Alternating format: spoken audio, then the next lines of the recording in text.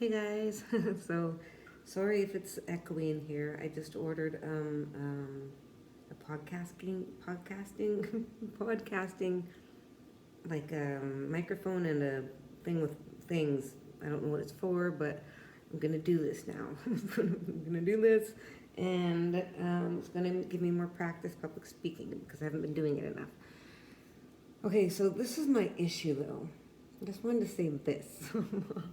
um, I am who I say I am. I do get messages from angels, and God put his hand here and anointed me a child of God, and to said I could do God's work. But um, so, and then I got experiences of all the stuff, like including being Jesus on the cross, walking with the cross, what people through things, all this stuff.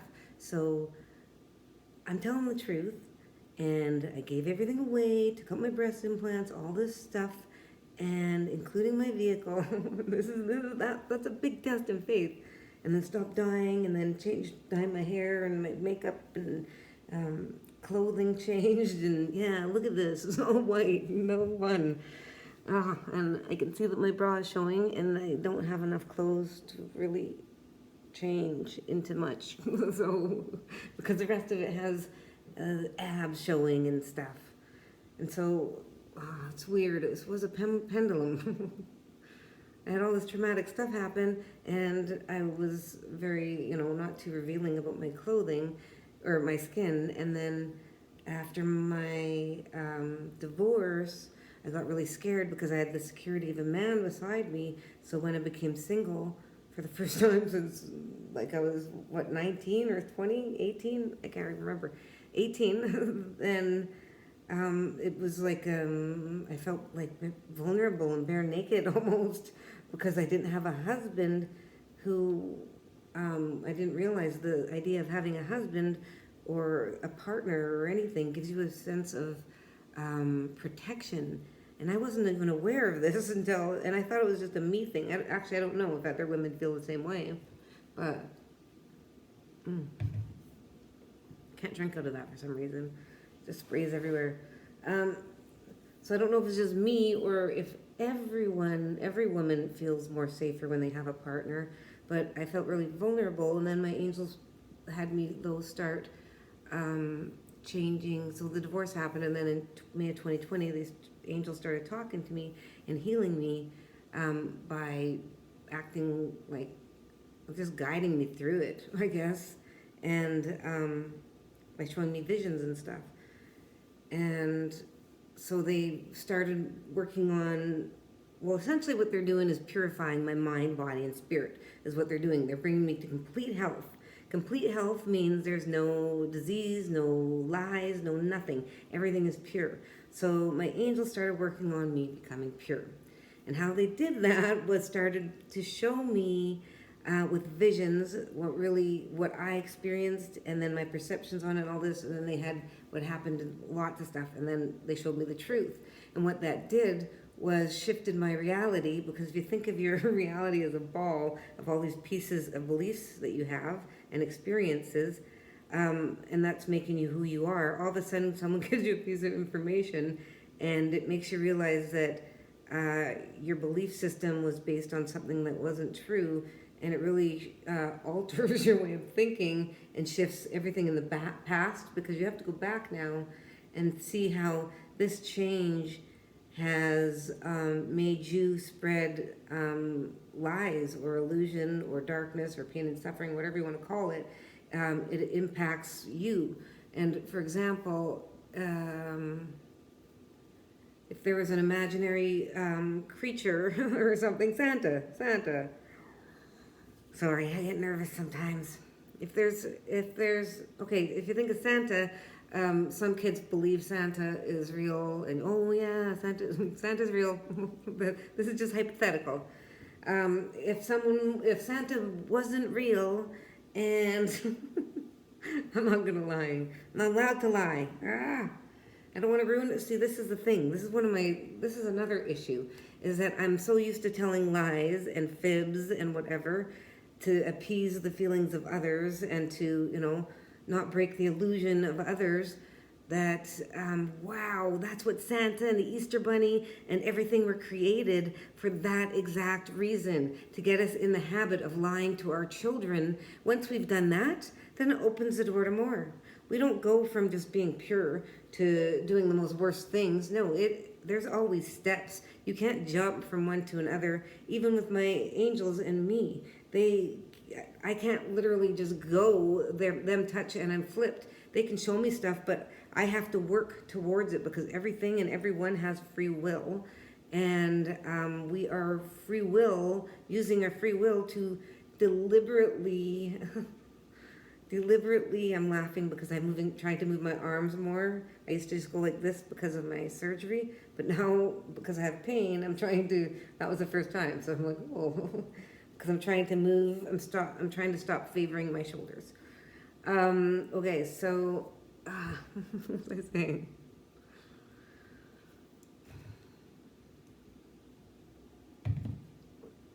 Santa and Easter Bunny, all these things are just imaginary. They were created to get us to, one, lie to our children, and then that paves the way to being more dishonest and breaking the trust between us as well. And then it also allows us to be one step closer to doing other bad things, because if we're lying to them, we can lie about other things. And this is why some religions are against these. There's many reasons, but these are what I'm believing must be the reasons. I don't know for sure, but if it's not, this is a good reason, because I do know that the reasons that each religious organization does what they do, it was because someone told them that it was a message. So these messages got a little bit distorted and sometimes lost the reasons why, and lost exactly how to, like regarding saging and cleansing ourselves. A lot of these indigenous people do not know how to sage properly because they're just going off what they heard or what they remember, and they're trying to get their culture back. But it's and it's beautiful that they're making an effort. But my point is that the knowledge has been lost, and we need to assist each other by guiding to do it again. This is the beauty of evolution as well, is that we adjust from what our circumstances are and were. We adjust to them to move on to the next phase of our life, and we take the best parts of it. So it's actually really beautiful, but it's just an example of how we can lose some parts that are important and lose the reasons why we do things a little bit differently or do things that we do. Yeah. So, no, doing the actions is really beautiful, but for the spiritual world, we've got to do the actions in this world, and we've also got to match the spiritual world up there at the same time, because they're enmeshed.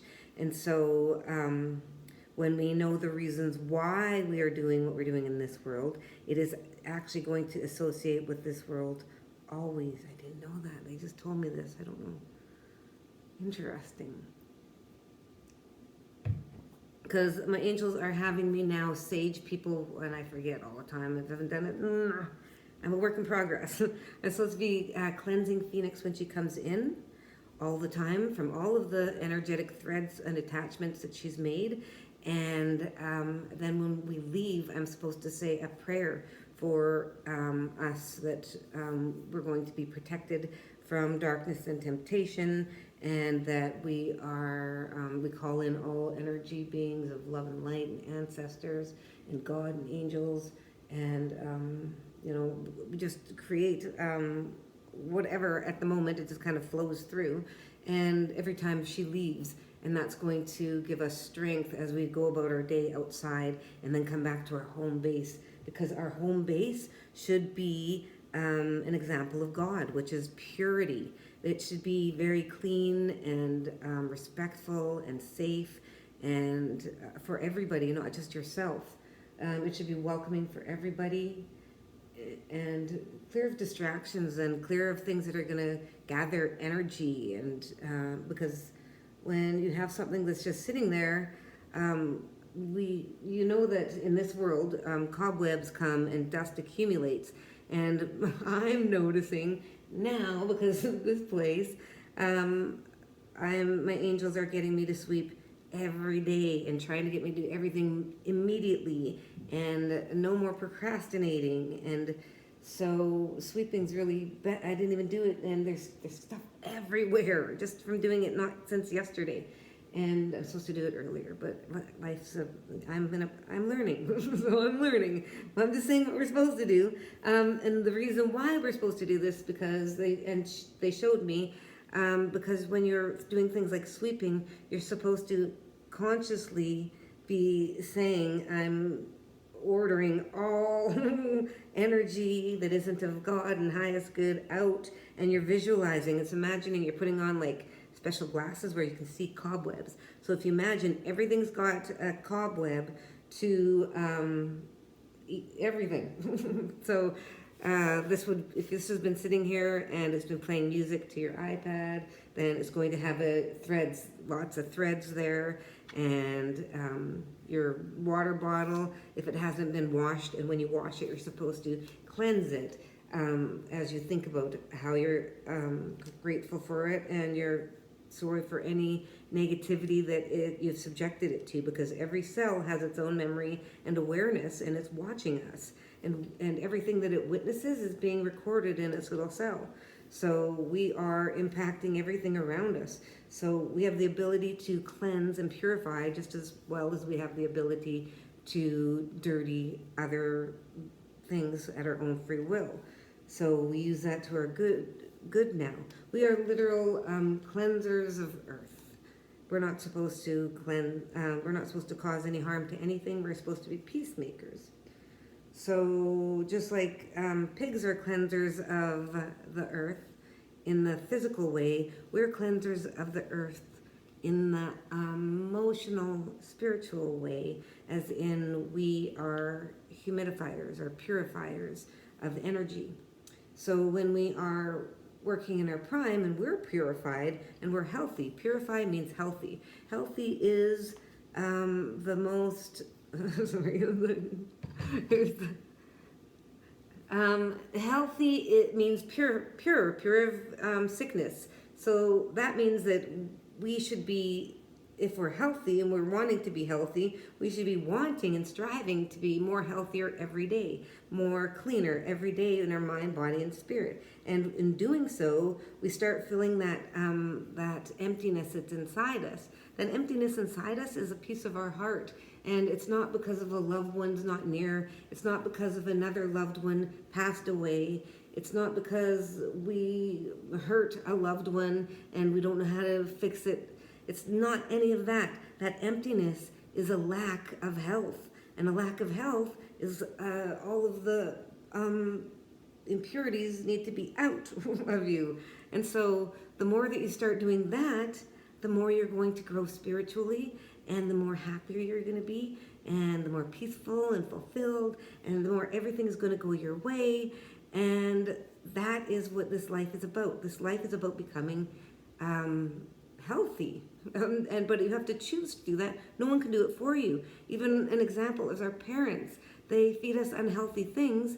Sometimes they feed us healthy things, and we're mad at them because we think that they're not letting us have fun and good stuff that everyone deserves, which is what I thought of my mother, my adopted mother. I was angry for many years because we got puff wheat cereal and an apple and a strawberry lumpy jam crust sandwich. And the apple was always bruised and on top of my mushed sandwich every day.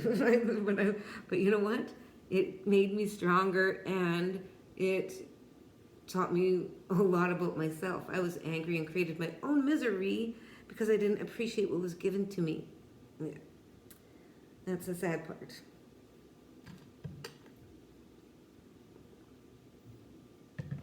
But the happy part is that, what was the happy part? Oh, is that I appreciate her now, and I love her so much, and I appreciate her for all the things that she did.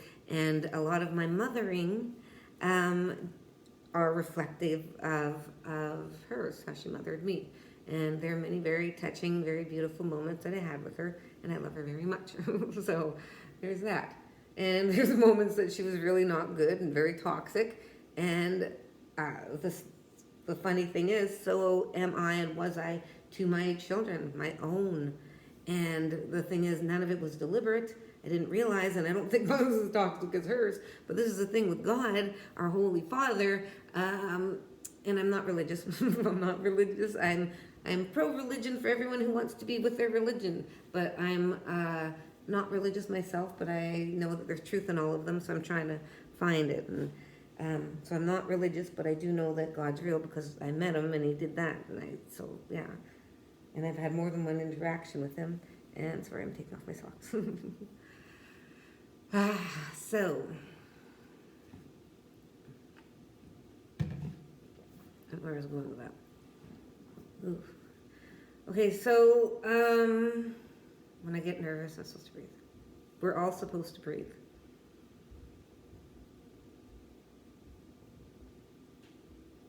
I don't know if you can hear that, but that is the upstairs neighbors who walks really loud. But it doesn't really bother me.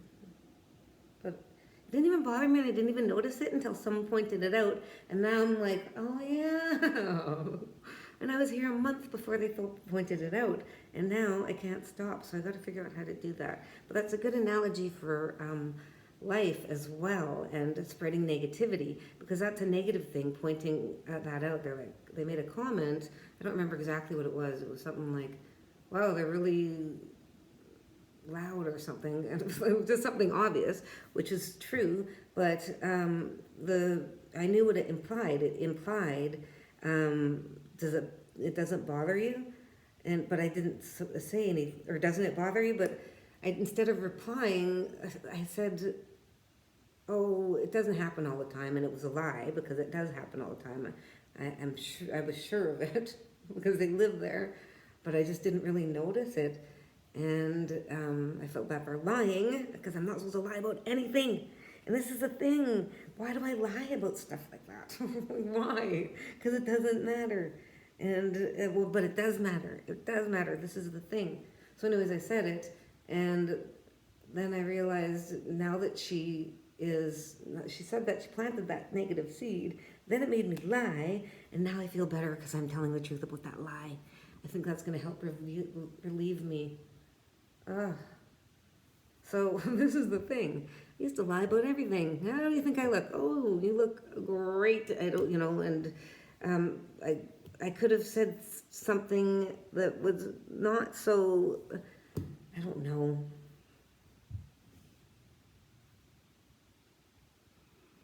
I'm sitting here thinking, should I delete this video because my bra is showing or not?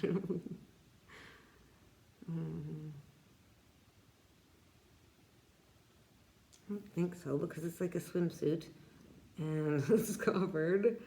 I don't know. I think I'm gonna just see. This is the thing. There is no wrong answer, but there are consequences to all of my actions. That's another thing. They kept saying it right before my breast implant removal surgery. I was paranoid I was going to die. I was paranoid things were going to go wrong because my angels kept saying, the angels kept saying there are consequences to your actions. So I took that as, oh my gosh, I'm in trouble for getting my breast implants, and I'm going to have consequences for taking them out now, because now I'm subjecting my body, my physical body, to pain and suffering again against its own will, because I'm not sure if you know, one of the things that my angel showed me more than once was, or gifted me, was Christ consciousness. And that's the ability to see that, to be different things. I didn't realize that a rock is aware and is watching you, and as a truck drives over, it can see the truck coming and the dust, and it can see 360. I wasn't aware of this. I was a piece of lace on a woman's dress in the 1800s, watching his feet walk by, and there's carriages going, and the word word has its own consciousness, and I can't even put into words how to explain how that happened, and or even raindrops. I was the consciousness of a group of 5 raindrops. So that was weird and super cool. Everything and every part of everything has its own consciousness. And so, I don't know what I was getting at there.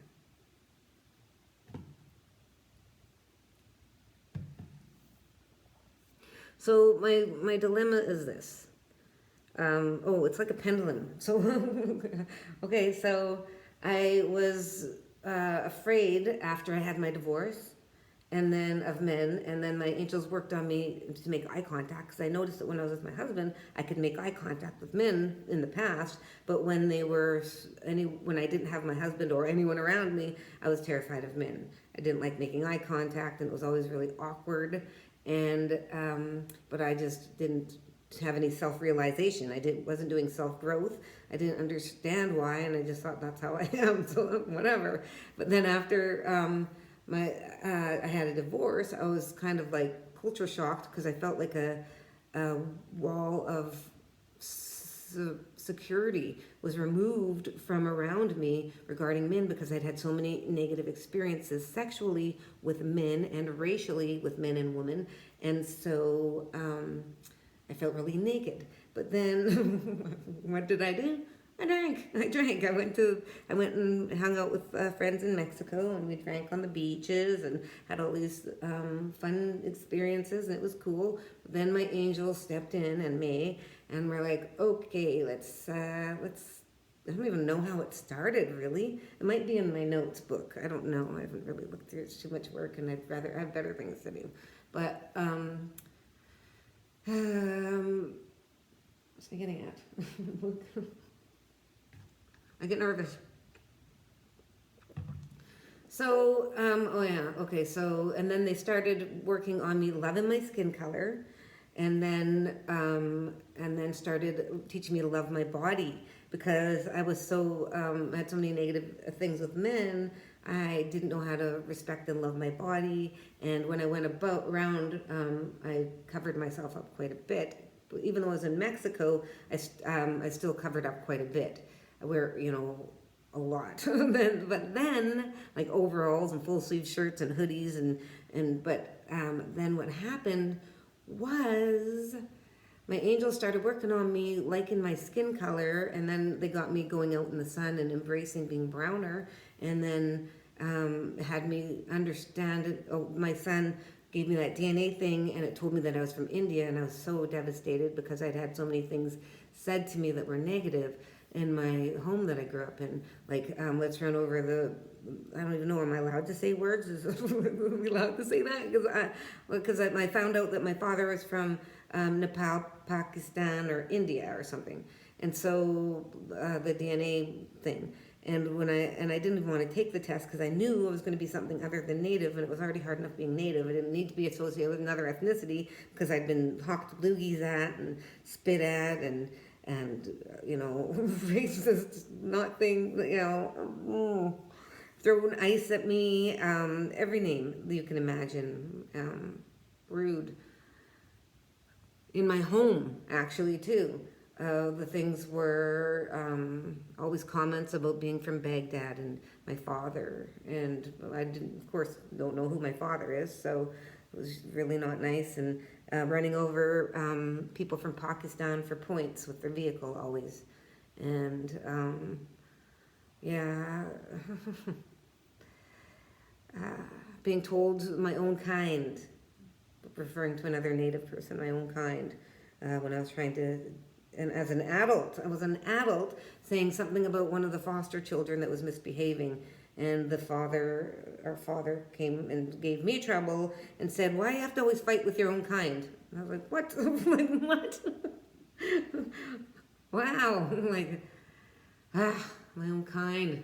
It's only growing up, I didn't have any own kind in the house except for the foster kids that went through the house, including that one. That's my own kind. Okay, so yeah, I didn't like my skin color. I wanted to be white, and so I swung from complete self-hate to slowly swinging over until they had me start wearing really revealing stuff. I was like, and really drawing attention to myself, and I liked doing it with my husband, having the attention, because I knew I was protected. and nothing could happen to me from outside of, but then what happened was, so then they worked on my fear and make eye contact, and then got me revealing clothes, and then got me interacting and talking and trying to be calm and set my boundaries. I didn't even, this is the cool thing, if someone would have asked me before my awakening a couple of years ago, what boundaries are, I would have said like a fence. And then if you would have said personal boundaries, I would have said something that you don't want to do. And then I would not I don't know what I would have expanded on other than that, because I don't think I even knew or understood what it was, because my angels started helping me realize that a lot of my pain and suffering sexually, although it was not deserving, and no means no, was because I was so used to, in my foster home, being not seen and not heard, and having secondhand clothes, and being forced to wear things even right up until I left, things that I didn't want to, and not being allowed to cry or express my emotions. From very young, I was afraid to say no more than once for fear of being reprimanded harshly, physically or emotionally. You're just like that. You're just like your sister Carrie, the one that got pregnant, and disappeared at the end, or at the one day, disappeared when I was one day, and yeah, so like I wasn't allowed to question things. So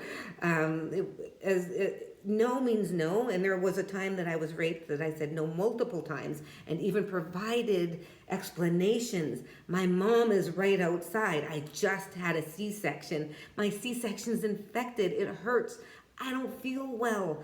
All of these things, everything, and still, it still happened. They still raped me. So that is just as bad as raping someone when they're passed out. That is just as bad as when they say no once and you force them.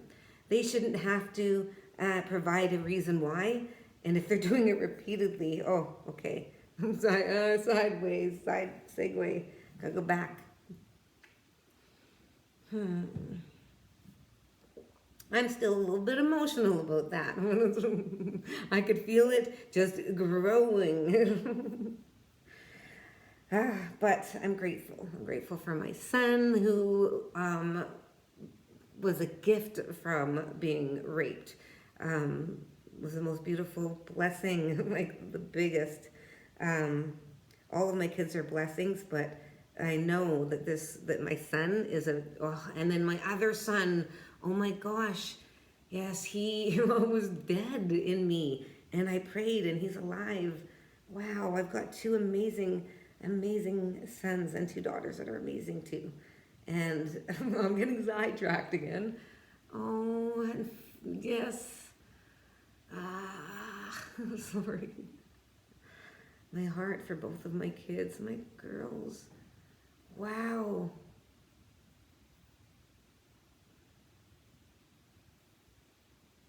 The more we appreciate our loved ones, the more our heart opens, and the more open we are to truth, and the more open we are to knowledge. So appreciation is key to God. Because remember, everything's energy, everything is intention, and whatever you think about starts happening, especially within your own body. Because your body and your mind and your spirit are three different, it's like a group of three people that got together, but two are invisible: you, your mind, and your spirit, and then your body's physical. But you're all blended together, so you don't realize, or you forgot, that you're actually three separate things. You work together, and it works kind of telepathically, but sometimes you get disconnected and you can't move, and then you just have to get back and clear yourself and be conscious that you're in control of everything right now while you're on this earth. Sorry, something happened.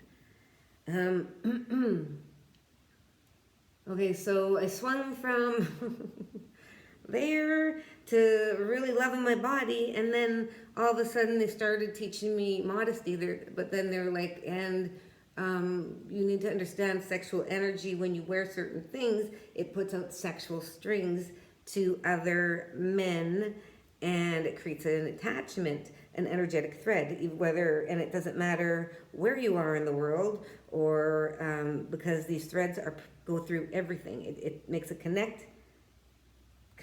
direct connection between you and whomever. And that's whenever, not even sexually, just anything. If I think of someone at work, I'm trying to think of someone from school, someone that was nice, and I'm thinking of my teacher, Mrs. Whittles. Okay, so right now there's an energetic link to her. Now, if I don't ever make a point to consciously, in the spiritual world, when I'm showering or cleansing myself, or when I'm, that I'm breaking off all of these energetic threads, and bringing my hands down, or a feather, to scrape off these threads, that connection is going to remain, and it's going to be an energy sucker. So even though I thought of Miss Whittles right now, or back then, if I don't think of them anymore, then I'm always going to have an energy link with them. And if their energy is more pure, then I will have an energy connection where I will be fed off of her energy. And if she's lower vibration and has more impurities inside her, then she will be draining my energy. So that is why it's really important to be saging ourselves and cleansing and breaking these energetic connections that we have gained through the day, not only with our own connections going out, but with others attaching to us. And so it's really a great practice. It should be a habit, actually, and I'm still working on it. But this is what it's like being the leader of all this stuff. Is you're paving the way, the pioneer. You don't know what you're doing. I'm trying my best, guys. And so if there's any time that it seems like I'm being a hypocrite, I really am trying my best, and I'm human. And I'm always to be honest and forthright. And I'm still working on being completely honest. And yeah, but I'm gonna come clean. Call me on it if I lie about anything. I'm not allowed to, and I don't ever lie about anything big. But like these little things these are the little ones, the habits, and that's where I feel like I'm getting now. I feel like I'm getting down to the nitty gritty of my stuff, because it's really hard. Up to this point, I thought it was really challenging overcoming all of these bad habits and misconceptions and bad dogma. But I realize now this processed food addiction that I have, and sugar addiction, way harder. And this inability or lack of motivation and strength to fast, even for more than 6 hours, because I was doing so great in Mexico, and here I don't know what's happening. I'm trying so hard. But this is what they said: stop trying. Well, they didn't say it before, but they just said it now. Stop trying. Okay, so, but it's hard. I really want to be, I want to be healthy. I want to be the person I'm meant to be. I want to let go all of my traumas, because it felt so good to let go of those other ones. I'm like, it's addicting. Once you start letting go of lies and you realize, oh my gosh, I've been thinking that all along, and it's been eating me alive. And then you throw it away. And then when we devote our life to our health, when we devote our life to God, our Father in heaven, we actually are turning our back to all things darkness, because God is only pure. And so when we're facing God, we're facing the light, the darkness falls behind us, and all the impurities fall behind us, because we then become inside of God's bubble of purity. Because from the back, because we're moving towards the light. So the pure part of us, because we're facing God, is going to be more pure, and our back is going to be facing darkness. So that's where actually all the darkness and entities attach. They try to get you in the back, because we're facing the light.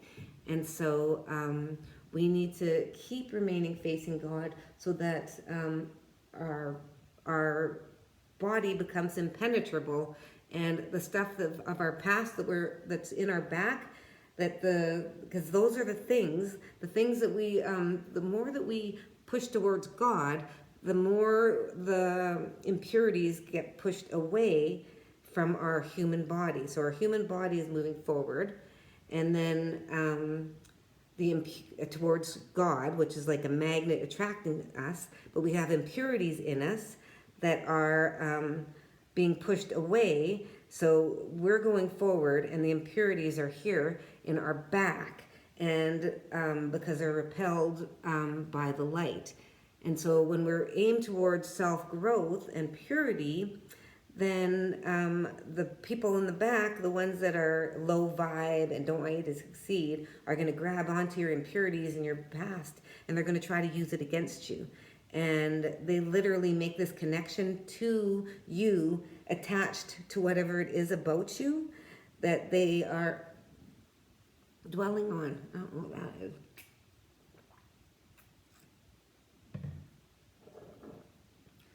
So that's why we need to often, and not just when you come in the house, because and it's supposed to be in the house, when you come in the house or before you enter the house, so that you don't get those energetic threads all throughout your house and have to cleanse it again.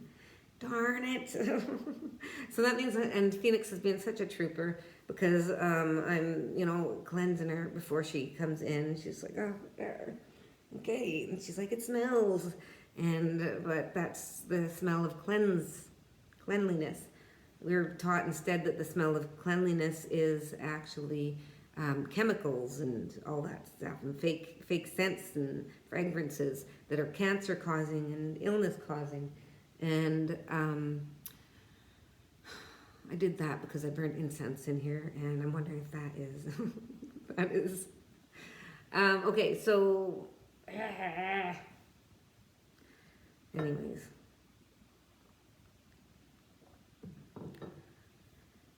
I was afraid of men, and then I was starting to get revealing, and then I had my breast implants removed, and then I was really getting in shape because they had me start being vegan. So then my body shape changed, and what happened was I got this. This is pretty good for 50, rocking.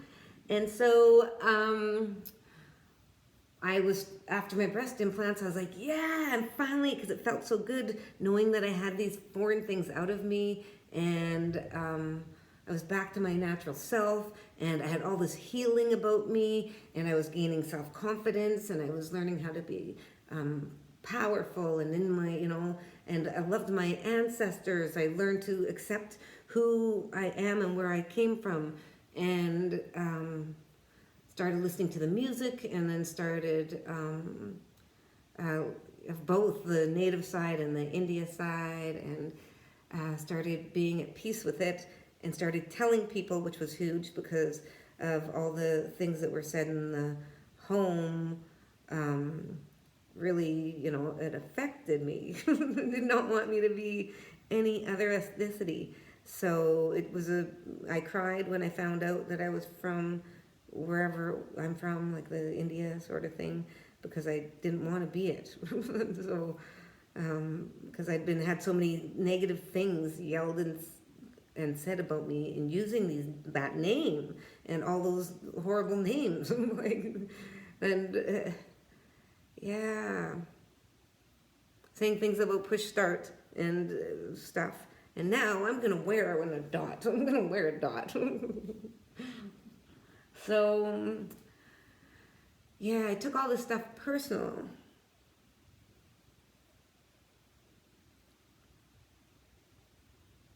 I took all that stuff personal, and then I got my ideal body, and my breast implants removed, and all this stuff, and I was like, yeah, now I can do whatever I want. And then they're like, well, and then showed me the sexual energy stuff, and I'm like, darn it. And then they explained to me that I'm not supposed to have a lot of sexual energy, because it's going to, it's really self-destructive, and it's going to manifest as because they make a connection, and then I can pick up, the more pure I am, the more I'm able to use it like a telephone wire, and pick up on their, like a cable. It's like a cable to all of their traumas as well as their good stuff. But if they're sexually thinking things about me without my permission, that's where the lust things comes in of the commandments. We're not supposed to lust after other ones because it's making an impure energetic connection, and so it goes against the free will. And people are going to go, "What? That's ridiculous." Well, because what does that mean? It means that you've got to. If I'm telling the truth, that means that you have to curb all of your desires and urges. Well, isn't that the same thing as saying you're not allowed to masturbate in public? What? Well, yeah, that means you have to curb your urges and not do it in public. And what? You can't rape women? No, you've got to curb your urges and let women live with their freedom and safety and leave them alone. Everything good about us is us restraining ourselves from temptation and from inflicting anything upon anybody else that goes against their free will. They have to have permission for you to think things about them when it comes to sex. What is going on?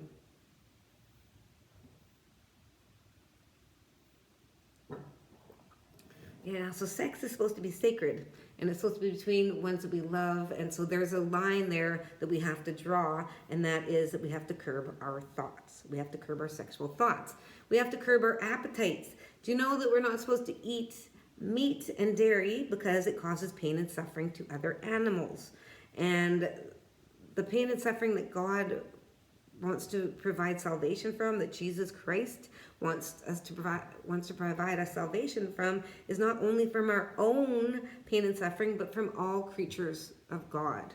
Okay, so the reason we're eating meat is because at the beginning, man was tempted to eat an apple, and he was told it's going to be delicious and mouth-watering, and it's like nothing that God has ever offered any of us, like all these fruits and vegetables and nuts and berries. Try this apple, it's going to be amazing. And there's all different kinds of apples, and every different kind of tree has a different kind of flavor and texture, and it's mouth-watering and juicy.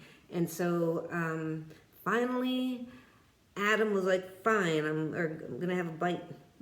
And it turned out he loved it, and he shared it with everybody. But God told them, do not listen to that angel, do not listen to Satan, because Satan's going to just lead you down pain and suffering for everybody. And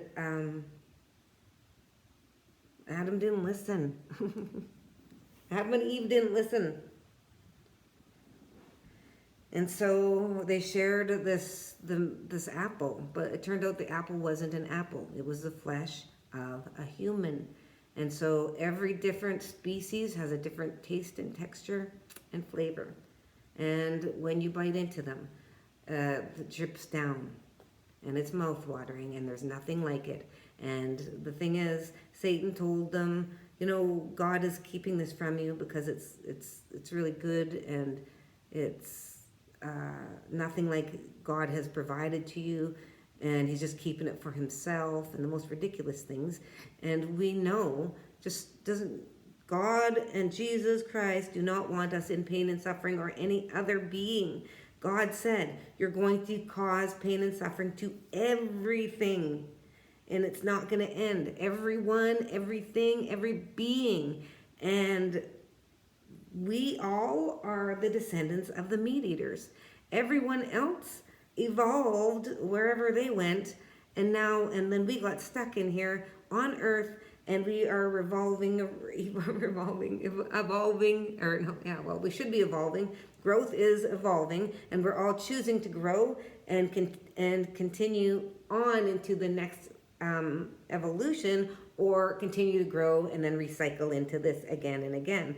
So Earth here is a cyclical, and it just keeps going and going, and as well as humans, we do on Earth as well. But in order to exit out of this cycle of pain and suffering, we have to stop providing pain and suffering to other beings as well. So we had a chance at the beginning to not take this road of pain and suffering. It wasn't an apple, it was flesh. We're not supposed to, this was the biggest sin. Wasn't an apple of knowledge. It was the biggest sin. God said, do not do this. And it's sick and twisted when you think about it. It's absolutely sick and twisted that we started consuming man and then just went to different species for different tastes and textures. It's all disgusting, and it's all work of darkness and the opposition of God and all things godly. We are not here to cause pain and suffering to any species or being, especially even enslavement. No one wants to be enslaved. No one. No one wants to be enslaved or forced to eat at a certain time or go to the bathroom at a certain time. No one wants to be forced to be put on medication and kept in a confined space away from all of their people like them. That's how I feel treated. Got placed in a white home and wasn't allowed to talk about any of the racism and things that I experienced, and never got to associate with anyone healthy except for the foster kids that went through that home and the native liaison social worker that would come and ask me once. Well, Sharon was sitting beside me, and Sharon's sitting, my mother, and she said something like, you better have a smile on your effing face when you get home and walk through that door, because native liaison's going to be here, and if she asks you if you're happy, you say that you're happy. And I was like, yes, Mom. And so that's what happened. So I really didn't have a lot of voice growing up. And yes, I still love her, because she didn't know, and she knows now. And that's the thing, man. Oh, wait. Okay, so then I'm back to wearing almost, I don't have hardly any clothes. They had me clean my closet again, and I'm trying to erase the past. Just kidding, I can't. So when I was going through my closet, so I switched room with Phoenix. This one has a master bedroom that's a little bit bigger and the bigger closet. And Phoenix was in a very, very small room, not much bigger than a queen-size bed, and a smaller closet up until I changed it just a couple days ago. And, or maybe a week ago. Wow, time's flying by really fast. And so I did it because she has more stuff, and I need to have empty space. And I want her to be as comfortable as she can to get through her, whatever, because I have to balance between the pressure of her siblings and father and lifestyle and my own. And she has free will, and I'm not forcing her to do anything. I'm trying to guide her and make her be aware of the consequences of each action, or because there's many actions, but to think consciously of it and understand that there's going to be future consequences to everything that she chooses and does for herself and others. And it also, her actions impact how her family members interact.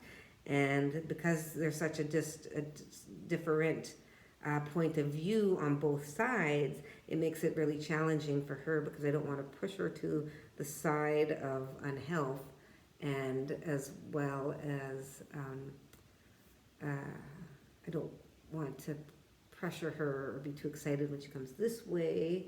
So it's like, it's very difficult, because the more I want her to come to my side, the more it's like you're trying to catch a cat, where the closer they get, you try to grab them, but as soon as you lean, they seem to know, and they jolt further away. Or a fish, like as soon as you attempt, they go away, but as soon as you're still, then they come closer. So that's how human nature works as well.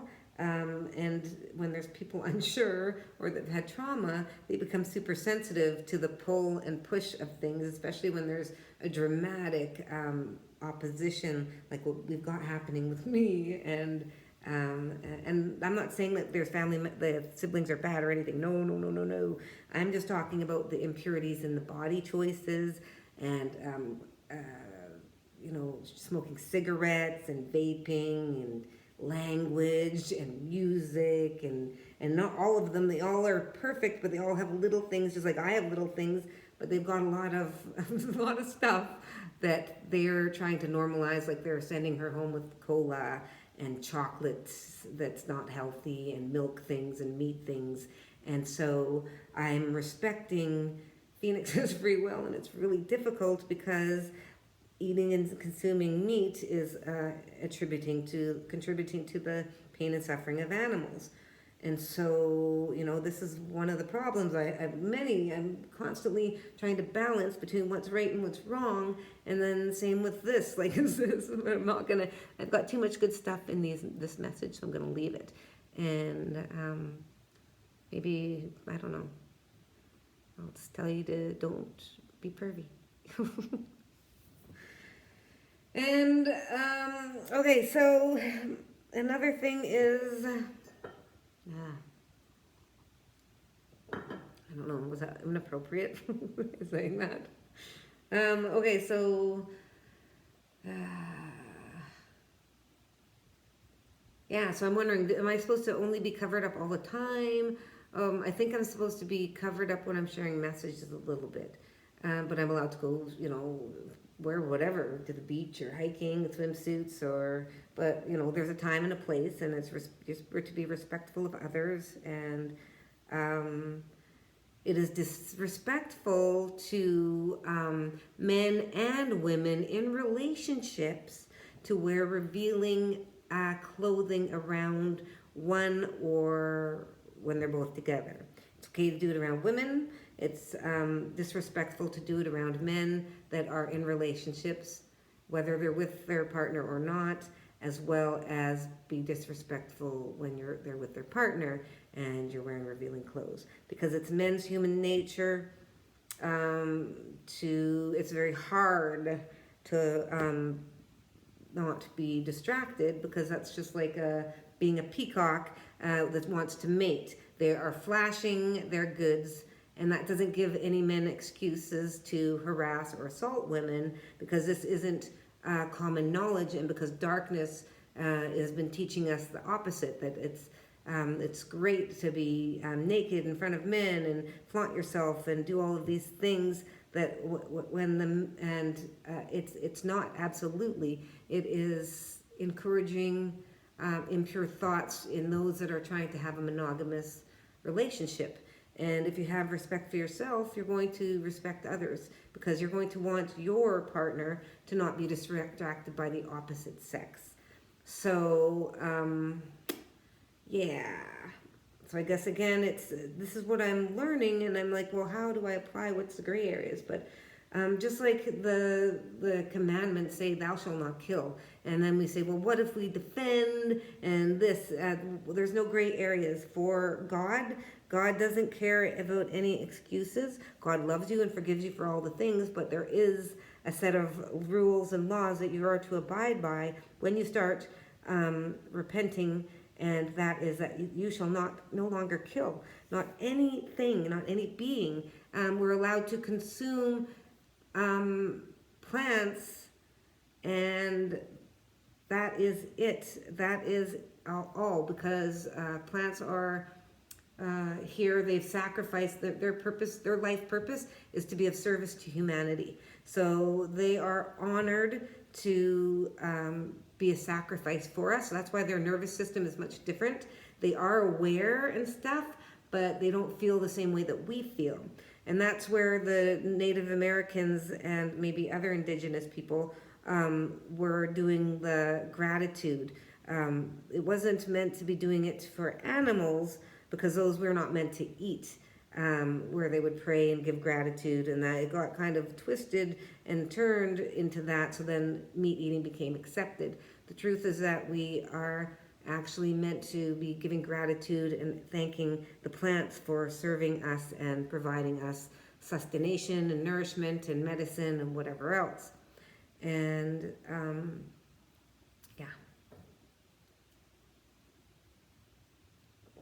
So now we are,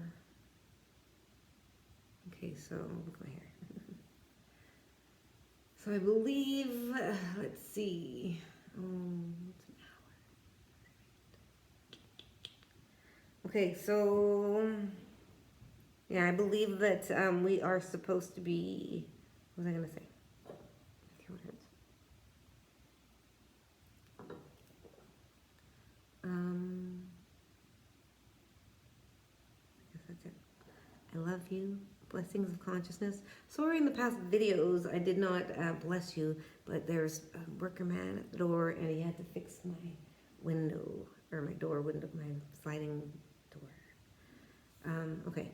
I love you guys, and I love you guys. I love you very much. I'll talk to you again soon. I'm getting in the vibe. I ordered some podcast stuff.